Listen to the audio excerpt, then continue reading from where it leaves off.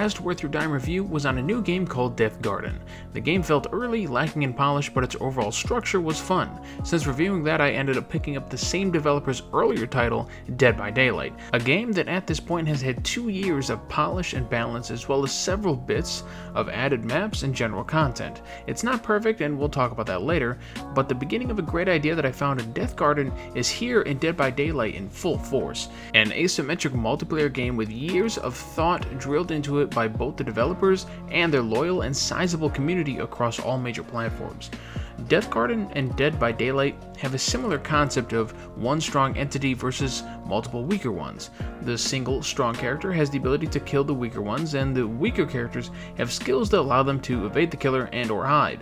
This is where the similarities end though, because Dead by Daylight focuses on recreating that intense feeling of running from a deadly psychopath. Like many memorable horror movies, this is evidenced by the fact that popular movie characters like Michael Myers or the Pig from the Saw movies are available as killers to play. I personally really enjoy how Dead by Daylight takes pop culture horror icons and turns them into compelling gameplay and content. It's more than that too. The various maps, sound effects, and music help to sell that horror movie experience. Map locations all take place at night and are randomized to a degree that makes certain areas familiar but not exact replicas of previous playthroughs. Even with that kind of element of randomness though, each location feels like a proper place for a chase between a killer and various screaming people.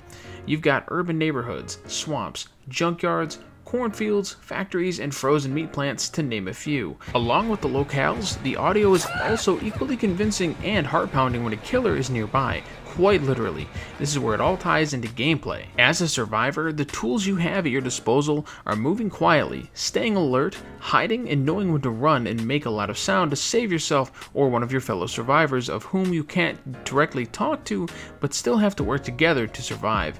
This is mainly done through your heads-up display that shows when a fellow survivor is in trouble depending on the perks your survivor has, of which I'll get into in a bit. On the other side of the playing field is the killer, who, unlike the survivors, is confined to a first-person camera with a low field of view. As a killer, you give off a terror radius that allows survivors to hear your presence as a heartbeat that increases in speed and volume the closer you are to them. Likewise, when a survivor runs, you see scratch marks in the environment that they leave behind that you can use to literally follow them, and to keep that sweaty palm chase alive. To elaborate further, as a killer, your job is predictable but not all that easy if you don't know what you're doing with your selected character. Whereas a survivor, your goal is easier and the gameplay is less mechanic heavy but can still be difficult as you get repeating skill checks while repairing the generators needed to power the gates that lead to freedom. Failing the skill check alerts the killer to your presence, so in that way both roles can be pick up and play but can also take quite some time to master and perfect.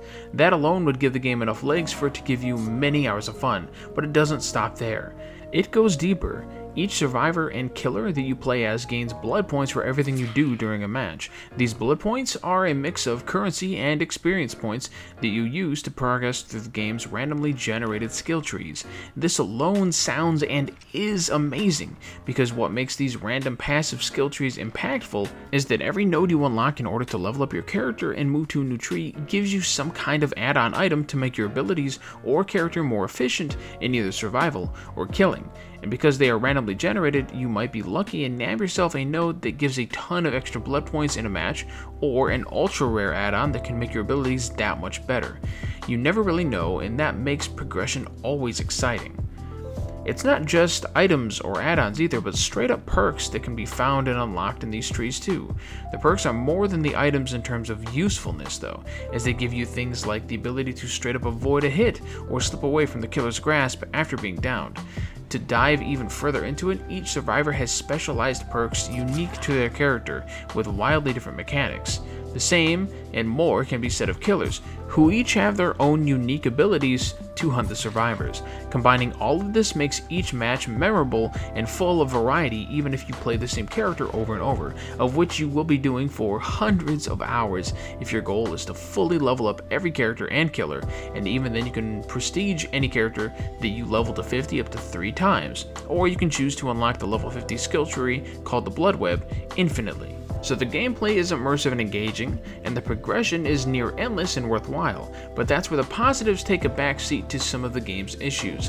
Visually, the game lacks in a lot of ways that are surprising given that the game is developed on the Unreal Engine 4. This is made even worse by the fact that the only options you get to change are the resolution and the generic quality settings ranging from low to ultra. Going from low to ultra dropped your frames greatly, which is even more surprising given how the ultra setting only adds some shadows, sharper textures, and ambient occlusion. For a game that has been out for a couple of years, the lack of optimization and proper PC settings is sad to say the least. Maybe one day they will overhaul that aspect of Dead by Daylight with expanded graphical settings and features for higher spec PCs. There is also some issues with balance around the part of the game for those who have reached level 50 one or more times. I have yet to experience it due to being level 30 at max so far myself, but I hear from good sources that some killers struggle against fully level survivors to the point where killers can't do much at all to a well-coordinated team, even when also being level 50. It is understandable that with how in-depth all the perks, add-ons, and abilities are, that there will be some imbalance here and there, and it's my understanding that Dead by Daylight will continue to nerf that which is OP and bring up that which is underrated. Aside from that, the only other negative I could find with the game is how long it takes to earn the currency needed to purchase new survivors and killers. I've played for a bit over 20 hours so far, and I barely have half of what I need to unlock one survivor or one killer.